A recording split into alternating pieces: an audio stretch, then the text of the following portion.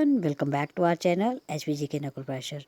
आप लोगों का HP टेट जैसा कि अपकमिंग एग्ज़ाम है, बहुत ही इम्पॉर्टेंट है और आप लोग प्लीज़ इस एग्ज़ाम को अच्छे से दीजिएगा क्योंकि हो सकता है आपको आने वाले समय में जो है कमीशन की भी पोस्टें देखने को मिले। तो आप लोगों को कमीशन तभी आप दे सकते हैं जब आप HP टेट क्लियर होगा। तो HP टेट के लिए आज के इम्पॉर्टेंट क्वेश्चन हैं साइकोलॉजी के। अगर आपको ऐसी वीडियो और भी चाहिए तो प्लीज़ बताइएगा। चलिए शुरू करते हैं। साइकोलॉजी में है तो ये वन लाइनर और 10 से 12 क्वेश्चन है, लेकिन इनके जो मैं फैक्ट आपको बताऊंगी वो ये क्वेश्चन नाम के 10 हैं, लेकिन आपको जो फैक्ट्स मिलेंगे वो 20 से 25 मिलेंगे। तो चलिए देखते हैं। सीखना विकास की प्रक्रिया है, यह कथन किसका है? तो ये कथन जो है ये कथन है वुडवर्थ का। Next question. और वुडवर्थ जो थे ये एक पर्यावरणविद थे, इन्होंने पर्यावरण के रिगार्डिंग अपने सिद्धांत दिए हैं। नेक्स्ट क्वेश्चन है मनोविश्लेषणवाद का सिद्धांत किसने दिया?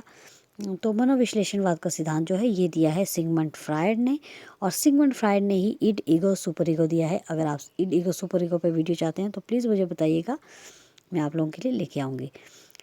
तो मनोविश्लेषण सिद्धांत जो है ये किसने दिया? सिगमंड फ्रायड ने दिया। और ये कब दिया? ये दिया है 1900 ईस्वी में, यानी कि 1900 ईस्वी में। नेक्स्ट क्वेश्चन है मनोवैज्ञानिक से जुड़े देश, यानी कि कौन सा मनोवैज्ञानिक कहाँ से है? तो जीन पियाजे हैं स्विट्ज़रलैंड से, टर्मन हैं अमेरिका से, टर्मन जो मनोवैज्ञानिक थे वो थे अमेरिका से, ग्रेगर मेंडल हैं ऑस्ट्रेलिया से, सिगमंड फ्रायड ऑस्ट्रिया से। याद रखिए ऑस्ट्रिया की राजधानी है Vienna. Austria and Australia different है।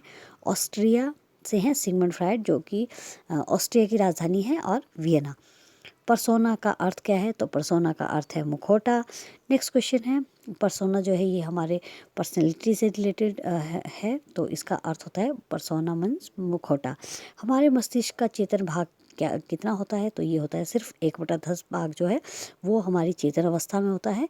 बाकी सारा का सारा जो है वो अर्धचेतन और जो अचेतन मन है उसका होता है।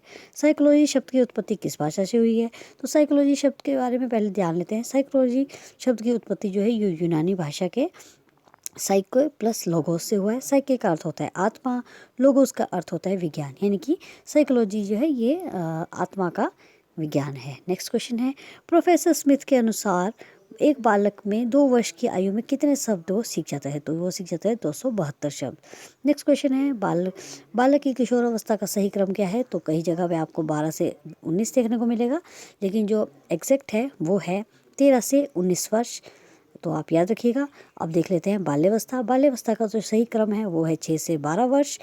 और शैशवावस्था भी देख लेते हैं, इन्फेंसी एज, जिसका कि टाइम पीरियड है आपका जन्म से लेकर 5 वर्ष तक। नेक्स्ट क्वेश्चन है वंश परंपरा से आप क्या समझते हैं? यहाँ पे गलती से कुछ प्रिंट हो गया है, तो आप सुनिएगा मैं क्या बोल रही हूँ। वंश परंपरा से अभिप्राय है वह गुण, यहाँ पे गोड लिखा गया है गलती से, वह गुण जो अस्तित्व में हो और निषेचन के समय विद्यमान हो, यानी कि ऐसे गुण जो कि फर्टिलाइजेशन के समय विद्यमान हो उन्हें कहते हैं वंश परंपरा, यानी कि हेरिडिटी। गुण के विकास के लिए उत्तरदायी कौन है? तो गुणसूत्र और आनुवांशिक गुण जो है ये गुणों के विकास के लिए उत्तरदायी है। तो क्रोमोसोम की जो कुल संख्या होती है वो होती है 23, और जो 23वां जोड़ा होता है वो डिसाइड करता है जो 23वां जोड़ा होता है, यानी कि आपको पता ही है XX मीन्स लड़की का होना, XY मीन्स लड़के का होना।